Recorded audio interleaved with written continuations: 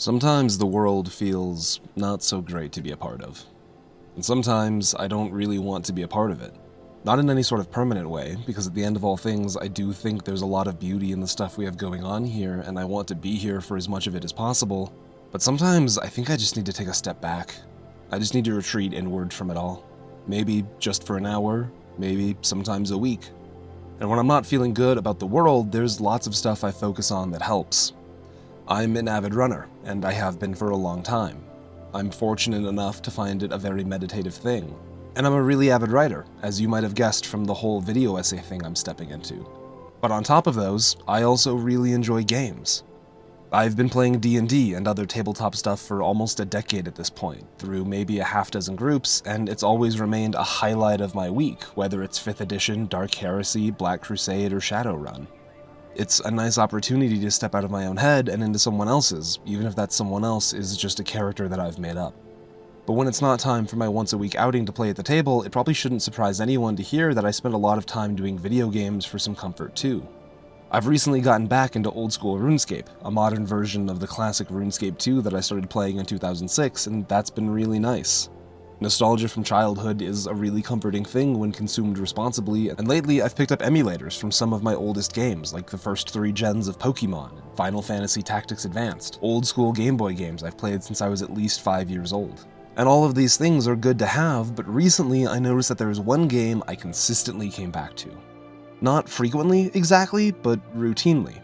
Somehow, without me really knowing it had happened, it had snuck its way into being my default comfort game. When the world is hard to be around, or I just have a crippling case of bad syndrome, I keep finding myself coming back to Stellaris.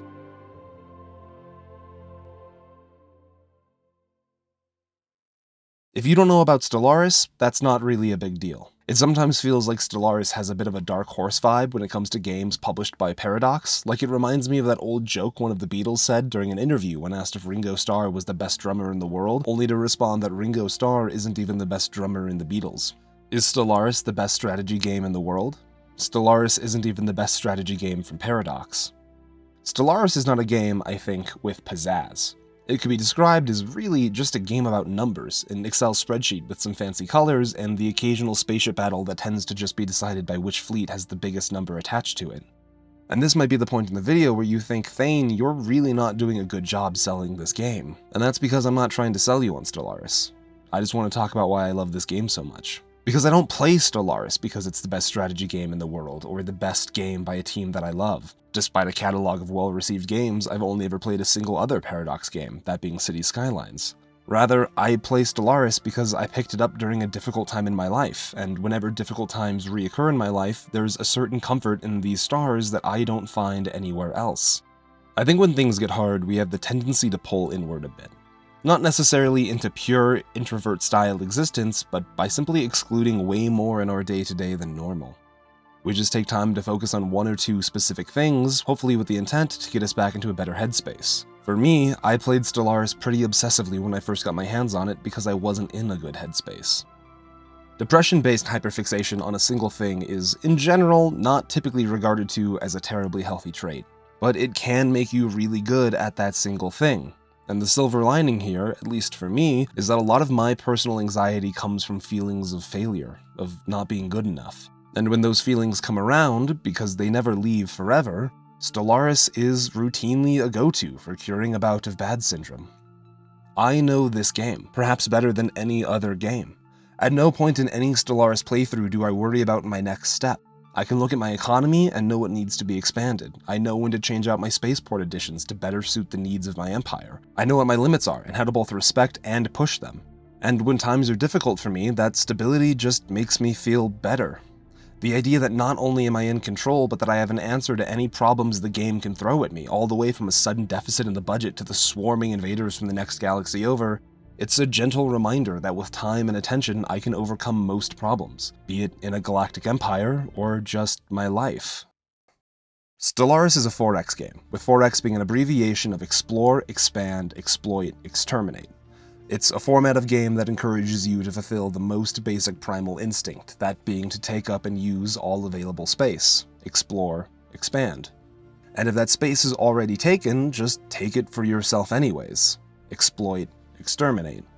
In the words of Hank Green, humans are the best at this, but if ants could make the entire planet ants, they would. It's just a natural response.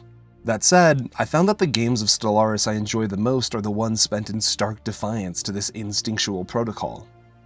Being a game that is largely a numbers experience, it shouldn't surprise you to hear that the more space you control, the better off you'll be. Planets in nearby systems have the tendency to mirror your home planet for obvious gameplay reasons, but when your tropical adapted populace meets their first Arctic world and you still need the maximum efficiency out of the colonists settling there, good luck with that.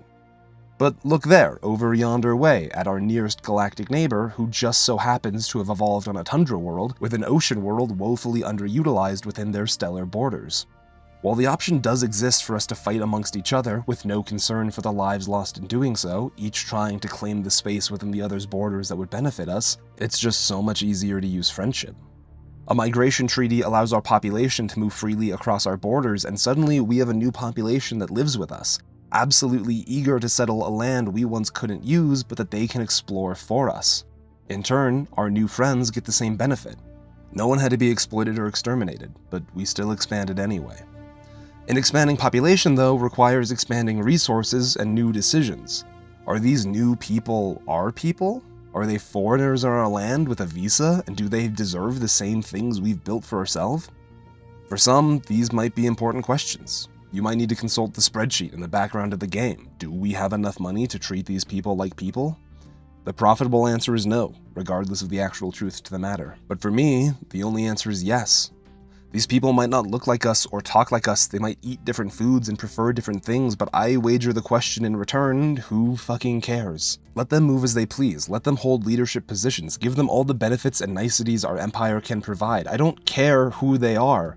While they're within the care and governance of my empire, they will be taken care of.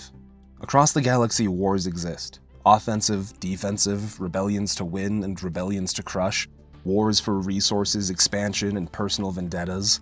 The reasons are numerous, but at the heart of all of them are people just trying to survive. When a hostile power decides a person's home isn't their home anymore, what are they supposed to do? Refugees are a common byproduct of these wars, and every time my empire is asked, the answer is always the same. Give them to me. Every time the option presents itself, my empire answers to care for those who cannot care for themselves, to build a home where those within it know they're safe, where lives are not taken, where care is assured, where fear of war and loss and destruction is something they don't need to teach their future generations. We don't always get to take care of the people around us. The world is large and the systems required to run it are complex. Sometimes people and their problems fall through the cracks. Sometimes people don't get to be people, they just have to be numbers on someone's spreadsheet. And when I get overwhelmed by what feels like my own personal inability to affect the world and its systems, the idea that I can have control over those decisions, even knowing that they won't resonate beyond these stars, makes me feel just a little bit better. Stellaris doesn't really have a story. Stellaris is much more of a timeline, where you simply exist in a space with others existing around you. As you explore your space, though, there are little anomalies, curiosities that encourage just a little bit more time spent on them. And these usually come with some form of story, sure, but nothing grand. Maybe a short paragraph about an escape pod from millennia prior, or a message carved into an asteroid by a lone mercenary long before you found it. And your response to these things are typically small. A scientist wants you to allocate resources to dig deeper on a mining site because early scans show that there should be more minerals here than what we're finding.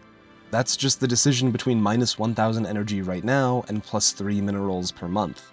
Not exactly a striving narrative structure. But just when you're starting to get comfortable in the mundane day-to-day of running a galactic empire, something happens. This is an event called a crisis, and unlike in the real world, you get a small heads up that something is about to go terribly wrong. Slipspace sensors detect movement from outside the galaxy, growing closer by the day. It's not wrong to be cautiously optimistic that perhaps our intergalactic visitors will be friends, that despite a growing sense of unease we might yet still be okay, but our worst fears are quickly confirmed. Destruction is imminent, and there's nothing we can do to stop it.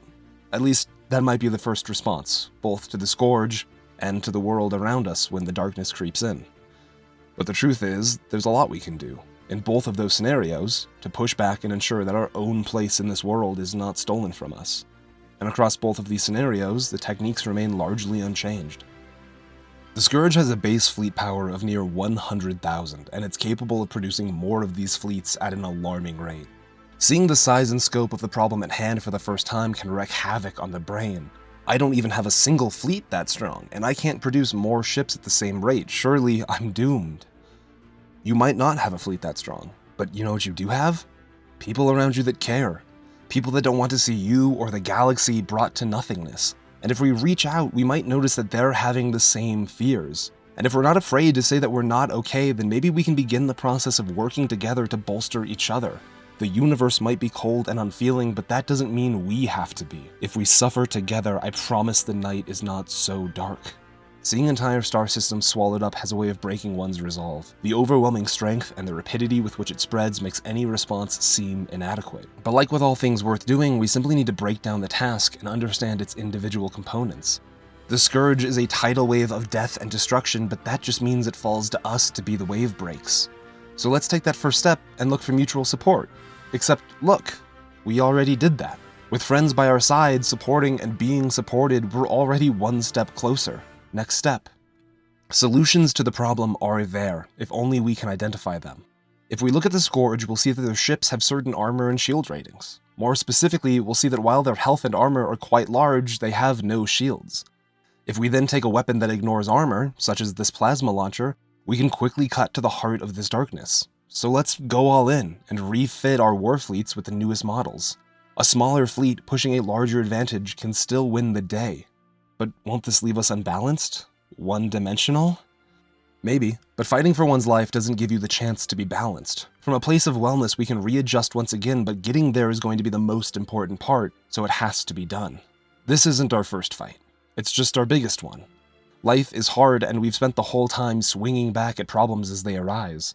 If we give up now, every fight we've ever won before has been in vain.